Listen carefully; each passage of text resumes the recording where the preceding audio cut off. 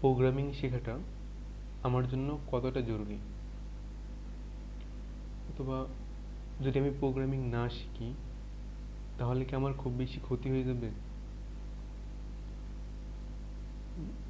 অথবা আমি যদি প্রোগ্রামিং ল্যাঙ্গুয়েজ শিখতে চাই আমি কোন ল্যাঙ্গুয়েজটা দিয়ে শুরু করব।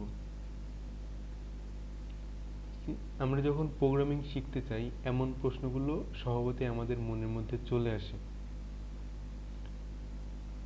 এখন একটা জিনিস শেখার জন্য সবথেকে বেশি গুরুত্বপূর্ণ হচ্ছে এই শেখাটাকে আমি কোথায় ব্যবহার করতে চাই, অথবা এটার অ্যাপ্লিকেশন কি। আমি যদি একটা জিনিস এই কারণে শিখি যে একজন পাইথনের খুব বেশি প্রশংসা করছে, পাইথন দিয়ে অনেক কিছু করা যায়, তার প্রশংসা শুনে আমার আলটিমেট পাইথন শিখতে একটা আগ্রহ জন্ম নিছে। আমি যদি শুধুমাত্র এই ভালো লাগার কারণে আমি পাইথন শিখতে চাই অথবা অন্য কোনো জিনিস শিখতে চাই, তাহলে একটু থামা উচিত আমাদের। সে কারণ কয়েকদিন পরে যদি অন্য কেউ অথবা আমি অন্য কোথাও অন্য কোনো ল্যাঙ্গুয়েজ সম্পর্কে শুনি অথবা অন্য কোনো বিষয় সম্পর্কে শুনি, তাহলে ওই বিষয় সম্পর্কে আমার মধ্যে ভালো লাগা জন্মাতে পারে, আর আমি ওই বিষয়টাও শিখতে আগ্রহী হতে পারি। তার মানে কোনো অ্যাপ্লিকেশন ছাড়া, ফিউচারে কোনো উদ্দেশ্য ছাড়া একটা জিনিস শেখা হচ্ছে, আমি চাইলে শিখতে পারি, সমস্যা নেই, কিন্তু ফিউচারে এটা আমার কতটা কাজে আসবে সেটা অবশ্যই দেখা দরকার। আমি যদি চাই যে আমি সিস্টেমস প্রোগ্রামিং শিখব, সিস্টেমস প্রোগ্রামিং বলতে মূলত যদি সহজভাবে বলতে চাই অপারেটিং সিস্টেম ডিজাইন করা অথবা কম্পাইলার ডিজাইন করা, ইন্টারপ্রিটার ডিজাইন করা, এই টাইপের কাজগুলো। আমি যদি সিস্টেমস প্রোগ্রামিং শিখতে চাই আর যদি আমি পাইথন শিখি, তাহলে এটা আমার জন্য খুব একটা উপকারে আসবে না।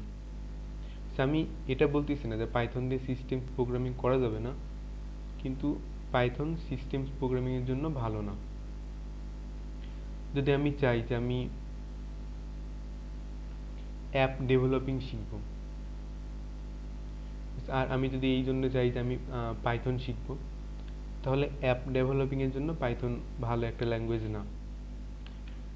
পাইথন দিয়ে অ্যাপ বানানো যায়, পাইথন দিয়েও অ্যাপ বানানো যায়, কিন্তু আমি যদি পাইথনের বদলে অ্যাপসের জন্য যে ল্যাঙ্গুয়েজগুলো আছে, জাভা বলি অথবা অন্য যে ল্যাঙ্গুয়েজগুলো আছে, ওইগুলো দিয়ে যদি একটা অ্যাপস বানাই, তাহলে ওই অ্যাপসটা অনেক বেশি ফাস্ট হবে। এখন আমি একটা অ্যাপস ওপেন করছি, ওপেন করার পরে আমি বিভিন্ন জায়গায় ক্লিক করতেছি। এখন যদি এমন হয় যে আমি একটা বাটনে ক্লিক করার পরে আমার পরবর্তী পেজ আসতে যদি এখন 2 সেকেন্ড, 3 সেকেন্ড, 5 সেকেন্ড সময় লাগে, তাহলে এটা আমার জন্য ওই অ্যাপসটার প্রতি একটা বিরক্তিকর ভাব নিয়ে আসবে। সো ওই অ্যাপসটা আমি আর পরবর্তীতে ইউজ করতে চাইবো না। এখন এজন্য বলছে স্পেসিফিক হতে হবে যে আমি কোন অ্যাপ্লিকেশনের কারণে একটা জিনিস শিখতে চাচ্ছি।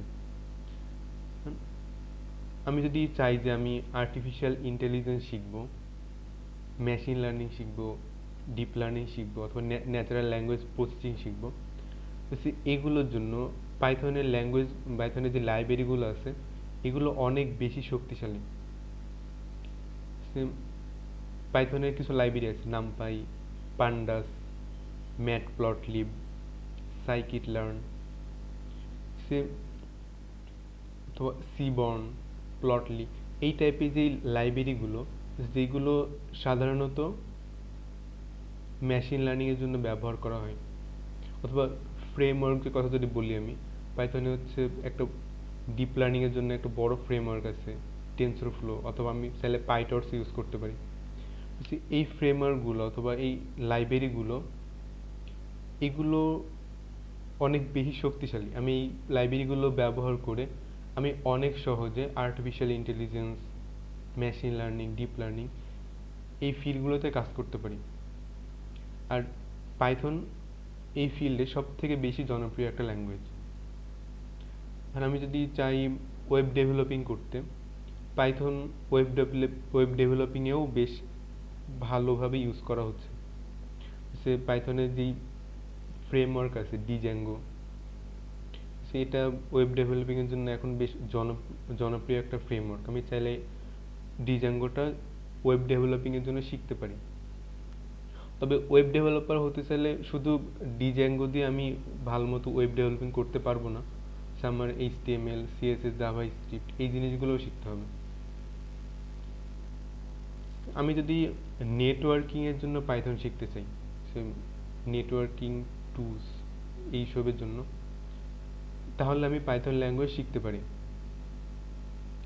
সে পাইথনে অনেক ভালো ভালো নেটওয়ার্কিং করার জন্য, নেটওয়ার্কিং নিয়ে কাজ করার জন্য পাইথনে অনেক ভালো ভালো ল্যাঙ্গুয়েজ আছে, লাইব্রেরি আছে। এখন আমি যদি বলি কিছু লাইব্রেরির কথা, যেমন রিকোয়েস্ট একটা লাইব্রেরি, অথবা নেটওয়ার্কিংয়ের ক্ষেত্রে অনেক সময় বিভিন্ন ডেটা হ্যান্ডেল করতে হয়, যেমন জেসন ফাইলের কথা যদি বলি আমি, অথবা YAML ফাইলের কথা বলি। এই টাইপের ফাইলগুলো অবশ্যই অনেক সময় প্রসেস করতে হয়, ম্যানিপুলেশন করতে হয়। এইসব এইগুলোর জন্য অবশ্যই পাইথনে খুব ভালো ভালো লাইব্রেরি আছে। অথবা আমি যদি বলি NC ক্লায়েন্ট অথবা NAPALM, এই রকম আরও অনেক লাইব্রেরি আছে যেগুলো নেটওয়ার্কিংয়ের ক্ষেত্রে খুব বেশি জনপ্রিয়। আমার যদি ইচ্ছা থাকে যে আমার এই তিনটা ফিল্ড নিয়ে যদি কাজ করার ইচ্ছা থাকে, যে আমি আর্টিফিশিয়াল ইন্টেলিজেন্স নিয়ে কাজ করব, অথবা আমি ওয়েব ডেভেলপিং শিখতে চাই, অথবা আমি নেটওয়ার্কিং নিয়ে কাজ করার ইচ্ছা আছে, তাও এই তিনটা ফিল্ডে পাইথন খুব বেশি জনপ্রিয়। এখন অন্যান্য ফিল্ডেও পাইথন নিয়ে কাজ করা যায়, তবে ওই ফিল্ডগুলোতে পাইথনটা খুব বেশি ভালো হবে না। আসলে প্রতিটা প্রোগ্রামিং ল্যাঙ্গুয়েজেরই কিছু বৈশিষ্ট্য আছে, কিছু ক্যারেক্টারিস্টিক আছে। কোনো প্রোগ্রামিং ল্যাঙ্গুয়েজই পারফেক্ট না, প্রতিটা প্রোগ্রামিং ল্যাঙ্গুয়েজেরই কিছু ড্রব্যাক আছে। এই জন্য এটা নিয়ে বাড়াবাড়ি করা যাবে না, আবার সারাসারিও করা যাবে না। যে ল্যাঙ্গুয়েজটা যেই ক্ষেত্রে ভালো অ্যাপ্লিকেশন আছে, আমি ওই ল্যাঙ্গুয়েজটা ওই অ্যাপ্লিকেশনের জন্য শিখব, আর এটাই শেখা উচিত।